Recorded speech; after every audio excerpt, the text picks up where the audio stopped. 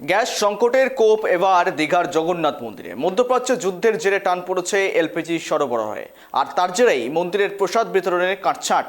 যেখানে হাজার হাজার ভক্তের অন্নভোগ রান্না হতো, সেখানে এখন সংখ্যাটা নামিয়ে আনা হয়েছে নামে মাত্র। দেখুন। সমুদ্রনগরী দীঘার অন্যতম আকর্ষণ জগন্নাথ মন্দির। প্রতিদিন যেখানে হাজার হাজার ভক্তের সমাগম হয় মহাপ্রসাদের আশায়, কিন্তু সেই রান্নাঘরেই এখন দুশ্চিন্তার কালো মেঘ। গ্যাস সরবরাহে টান পড়ায় থমকে গিয়েছে প্রসাদ তৈরির চেনা গতি। মন্দিরে থাকা মজুদ গ্যাস এখন শেষের পথে, আর নতুন করে রিফিলিং না হওয়ায় চরম বিপাকে কর্তৃপক্ষ। সংকটের গভীরতা এতটাই যে প্রসাদ বিতরণের সংখ্যা এক ধাক্কায় অনেকটা কমিয়ে আনা হয়েছে।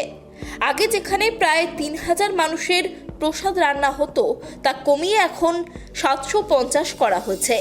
তবে ভক্তদের ভোগ বন্ধ হলেও জগন্নাথ দেবের নিত্য ভোগে যাতে কোনো ছেদ না পড়ে, তার জন্য মরিয়া চেষ্টা চালাচ্ছেন সেবায়িতরা। কমার্শিয়াল যে সিলিন্ডার আছে ওটা রেস্ট্রিক্ট করা হয়েছে। তো আমাদের দীঘা জগন্নাথ মন্দিরে যেখানে আমরা প্রায় 3000 লোকের প্রসাদ আমরা রান্না করছিলাম, ওটা এখন এই মুহূর্তে আমরা 750 লোকের করছি। একটু রেস্ট্রিক্টেড, কেন কি যে গ্যাস সাপ্লাই আছে ওটা এখন রেস্ট্রিক্টেড হয়েছে।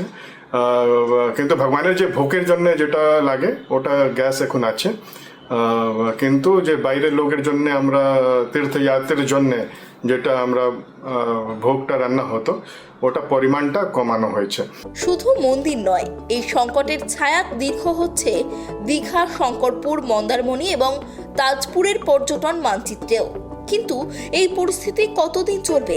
যুদ্ধ থামলে কি স্বাভাবিক হবে সরবরাহ? আপাতত এই প্রশ্নই ঘুরপাক খাচ্ছে সারা দেশবাসীর মনে। সুকৃতি ভট্টাচার্যের রিপোর্ট, কেটিভি বাংলা।